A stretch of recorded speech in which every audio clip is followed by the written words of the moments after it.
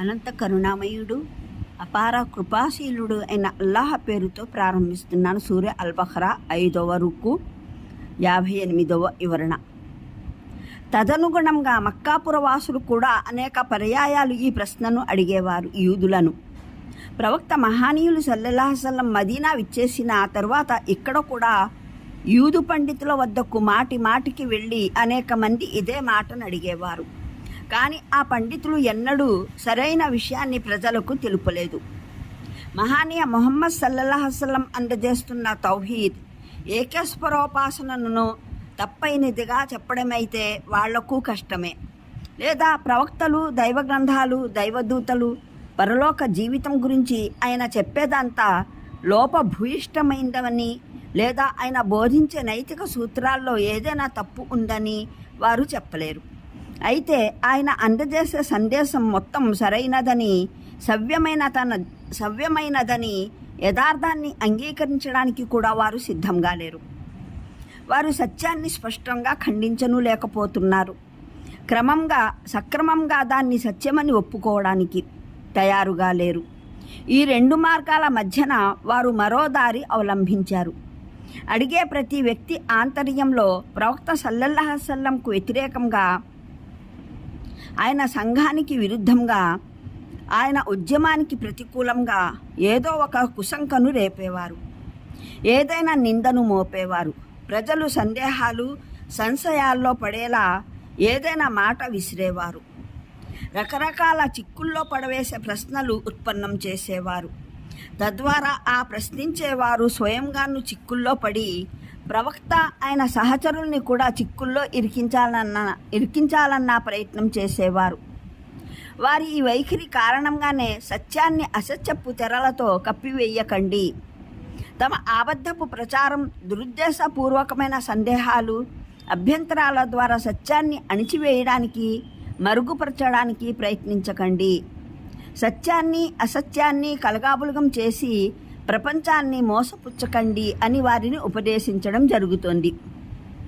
నమాజ్, జకాత్ సర్వకాలాల్లోనూ ఇస్లాం ధర్మానికి అత్యంత ప్రముఖమైన మూలస్తంభాలు. ప్రవక్తలందరి మాదిరిగానే బనీ ఇస్రాయిల్ ప్రవక్తలు కూడా వీటిని గురించి గట్టిగా తాకీదు చేశారు. కానీ యూదులు వాటిని విస్మరించారు. సామూహిక నమాజ్ వ్యవస్థ వారి వద్ద దాదాపు చిందువందైపోయింది. జాతిలో అధికాంశం జనులు వ్యక్తిగత నమాజ్ను కూడా త్యజించి వేశారు. జకాత్నివ్వడానికి బదులు వీరు వడ్డీ తినడం ప్రారంభించారు. అంటే ఒకవేళ మీకు సన్మార్గాన్ని అవలంబించడం కష్టం అనిపిస్తే ఈ కష్టాన్ని నివారించడం సహనం ద్వారా, నమాజ్ ద్వారానే సాధ్యం. ఈ రెంటి ద్వారా మీకు ఈ మార్గం సుగమం అయ్యే శక్తి లభిస్తుంది.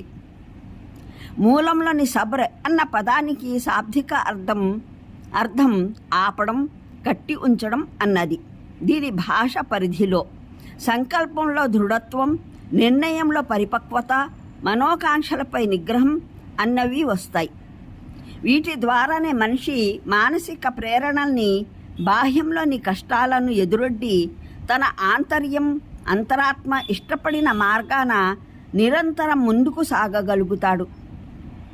ఈ దైవసూక్తికి భావం ఏమిటంటే, ఈ నైతిక లక్షణాన్ని తమ ఆంతర్యంలో పెంపొందించుకోండి. దానికి బయటి నుండి శక్తిని సమకూర్చుకోవడానికి నమాజ్ను క్రమబద్ధంగా పాటించండి అన్నది. అంటే దైవాజ్ఞాబద్ధుడు కాని వ్యక్తికి, పరలోకం పట్ల విశ్వాసం లేని వ్యక్తికైతే నమాజ్ని పాటించడం అతను ఏమాత్రం ఇష్టపడనటువంటి ఆపదలాంటిది. కానీ ఇష్టపూర్వకంగా, శ్రద్ధతో దైవం ఎదుట విధేయతా శిరస్సు వంచిన వానికి ఒకనాటికి మరణించి తన దైవం సమక్షంలో హాజరు కావలసి ఉందన్న విషయం గుర్తున్న వ్యక్తికి నమాజ్ని పాటించడం కాదు, నమాజ్ను వదలడం కష్టతరమవుతుంది. అనంత కరుణామయుడు అపార కృపాశీలుడు అయిన అల్లాహ్ పేరుతో ప్రారంభిస్తున్నాను. సూర్య అల్-బఖరా 5వ రుకు 58వ వివరణ. తదనుగుణంగా మక్కాపుర వాసులు కూడా అనేక పర్యాయాలు ఈ ప్రశ్నను అడిగేవారు యూదులను. ప్రవక్త మహానీయులు సల్లల్లాహు అలైహి వసల్లం మదీనా విచ్చేసిన తరువాత ఇక్కడ కూడా యూదు పండితుల వద్దకు మాటి మాటికి వెళ్ళి అనేక మంది ఇదే మాటను అడిగేవారు. కానీ ఆ పండితులు ఎన్నడూ సరైన విషయాన్ని ప్రజలకు తెలుపలేదు. మహానీయ ముహమ్మద్ సల్లల్లాహు అలైహి వసల్లం అందజేస్తున్న తౌహీద్, ఏకేశ్వరోపాసనను తప్పైనదిగా చెప్పడమైతే వాళ్లకు కష్టమే. లేదా ప్రవక్తలు, దైవ గ్రంథాలు, దైవదూతలు, పరలోక జీవితం గురించి ఆయన చెప్పేదంతా లోపభూయిష్టమైందని, లేదా ఆయన బోధించే నైతిక సూత్రాల్లో ఏదైనా తప్పు ఉందని వారు చెప్పలేరు. అయితే ఆయన అందజేసే సందేశం మొత్తం సరైనదని, సవ్యమైనదని, యథార్థాన్ని అంగీకరించడానికి కూడా వారు సిద్ధంగా లేరు. వారు సత్యాన్ని స్పష్టంగా ఖండించను లేకపోతున్నారు. సక్రమంగా దాన్ని సత్యమని ఒప్పుకోవడానికి తయారుగా లేరు. ఈ రెండు మార్గాల మధ్యన వారు మరో దారి అవలంబించారు. అడిగే ప్రతి వ్యక్తి ఆంతర్యంలో ప్రవక్త సల్లల్లాహు అలైహి వసల్లంకు వ్యతిరేకంగా, ఆయన సంఘానికి విరుద్ధంగా, ఆయన ఉద్యమానికి ప్రతికూలంగా ఏదో ఒక కుశంకను రేపేవారు, ఏదైనా నిందను మోపేవారు. ప్రజలు సందేహాలు, సంశయాల్లో పడేలా ఏదైనా మాట విసిరేవారు. రకరకాల చిక్కుల్లో పడవేసే ప్రశ్నలు ఉత్పన్నం చేసేవారు. తద్వారా ఆ ప్రశ్నించేవారు స్వయంగాను చిక్కుల్లో పడి ప్రవక్త, ఆయన సహచరుల్ని కూడా చిక్కుల్లో ఇరికించాలన్న ప్రయత్నం చేసేవారు. వారి ఈ వైఖరి కారణంగానే సత్యాన్ని అసత్యపు తెరలతో కప్పివేయకండి. తమ అబద్ధపు ప్రచారం, దురుద్దేశపూర్వకమైన సందేహాలు, అభ్యంతరాల ద్వారా సత్యాన్ని అణిచివేయడానికి, మరుగుపరచడానికి ప్రయత్నించకండి. సత్యాన్ని అసత్యాన్ని కలగాబులగం చేసి ప్రపంచాన్ని మోసపుచ్చకండి అని వారిని ఉపదేశించడం జరుగుతోంది. నమాజ్, జకాత్ సర్వకాలాల్లోనూ ఇస్లాం ధర్మానికి అత్యంత ప్రముఖమైన మూలస్తంభాలు. ప్రవక్తలందరి మాదిరిగానే బనీ ఇస్రాయిల్ ప్రవక్తలు కూడా వీటిని గురించి గట్టిగా తాకీదు చేశారు. కానీ యూదులు వాటిని విస్మరించారు. సామూహిక నమాజ్ వ్యవస్థ వారి వద్ద దాదాపు చిందువందైపోయింది. జాతిలో అధికాంశం జనులు వ్యక్తిగత నమాజ్ను కూడా త్యజించి వేశారు. జకాత్నివ్వడానికి బదులు వీరు వడ్డీ తినడం ప్రారంభించారు. అంటే ఒకవేళ మీకు సన్మార్గాన్ని అవలంబించడం కష్టం అనిపిస్తే ఈ కష్టాన్ని నివారించడం సహనం ద్వారా, నమాజ్ ద్వారానే సాధ్యం. ఈ రెంటి ద్వారా మీకు ఈ మార్గం సుగమం అయ్యే శక్తి లభిస్తుంది. మూలంలోని సబ్ర్ అన్న పదానికి శాబ్దిక అర్థం ఆపడం, కట్టి ఉంచడం అన్నది. దీని భాష పరిధిలో సంకల్పంలో దృఢత్వం, నిర్ణయంలో పరిపక్వత, మనోకాంక్షలపై నిగ్రహం అన్నవి వస్తాయి.